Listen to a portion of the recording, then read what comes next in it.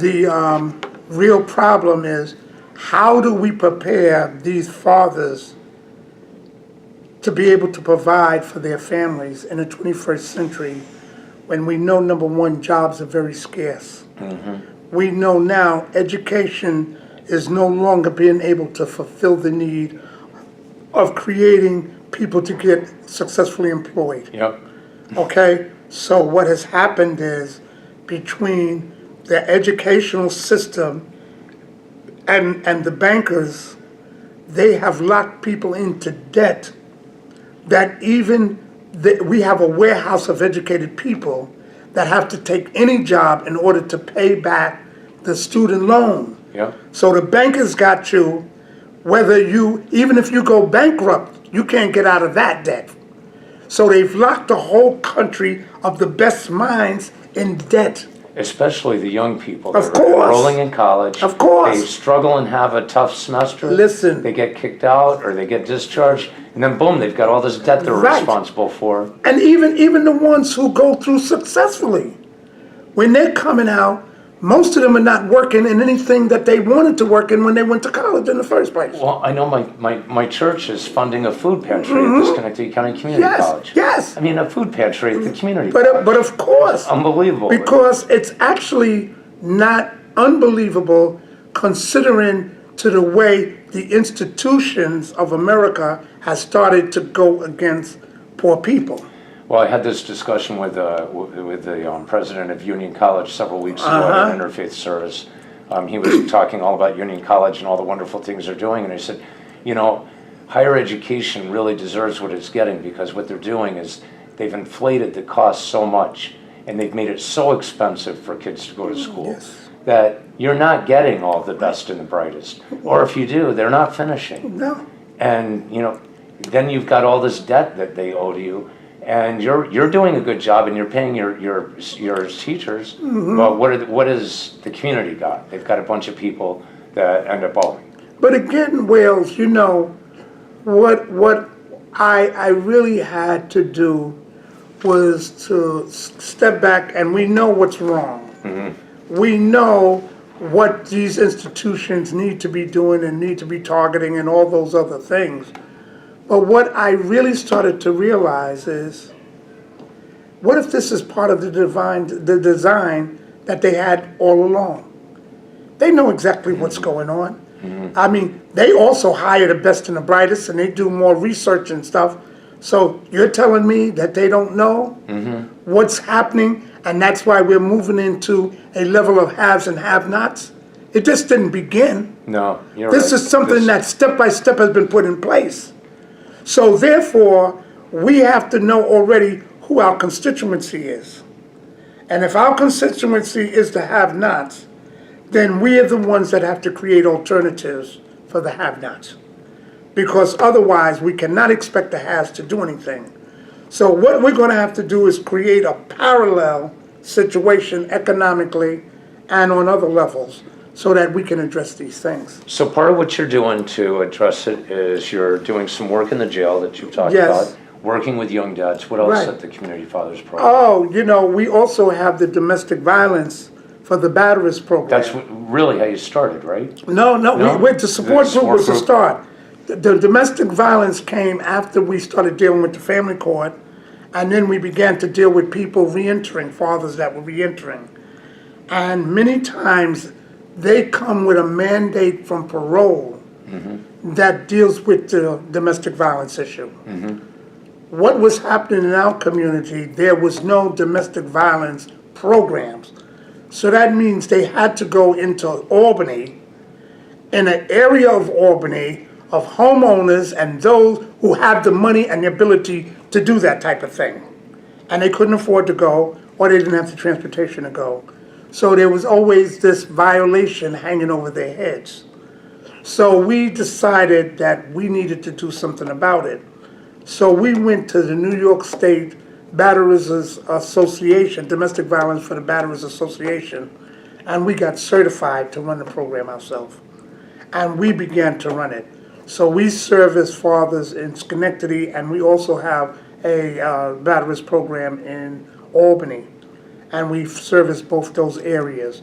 because of the fact that what it does is it allows us to keep fathers from being in, and now they're starting to make issues about if you've ever had anything with domestic violence in your record, then you have to go there before you can be released back to your family of origins home.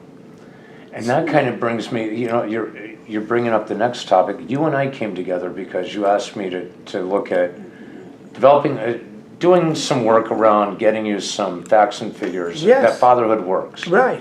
And after some research, we sat right here in this room 2.5 Yes. years ago. Yes. And Yes. after some research, I found the Nurturing Fathers program. Right. And I found, and I can't believe it's taken me so long to come to this point, the social justice issue that you're talking about. That, Yes. and I'm in the Nurturing Fathers program, the dads are being required to get parenting education, yet there's nowhere for them to go. Right. They've been cut out of the DSS family court record. Right.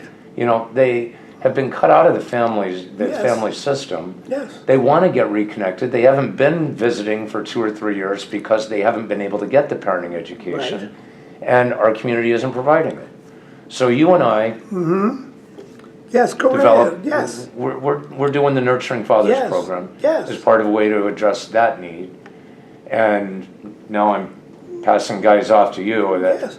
But again, too, this is what it's come down to. We have to assess what we feel are the needs. Things in place to make it so. Okay? We can't wait around for CPS or DSS or any of these whatevers Yep. to do for our community what we know needs to be done that they're not doing. And you and I are known in every Yes. church, synagogue, and mosque in this city. Yes, because of, again, we've consistently dealt with the work that needs to be done. Not because we've been fans of everybody and they've been fans of us, but the fact is that our diligence to consistently work on the problem and focus on these areas that nobody else is paying attention to because it's not in their self-interest. People get a lot of mileage out of dealing with kids and substance abuses and all that kind of, so there's a whole cottage industry around a lot of those things, and there's nothing wrong with that.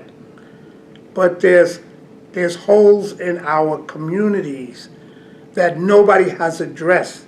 And if we go to other people to ask them to address it, they'll give us a little story about, yeah, that's a good idea, and then it goes into file 13, and it gets never taken care of. But when we as a community start to recognize what's needed and say, well, listen, this one thing I can do, okay, and this one thing I'm going to do, and begin to do it, then this is what happens. How are we going to sustain our work? Well, I think that we're going to sustain our work just because the need for our work, okay? The need sets up the ability for things to come towards that need. It's like the law of attraction, okay? The fact is, when you begin to do anything that is uplifting and is on another level that helps mankind as well as the community, then what you need starts to show up.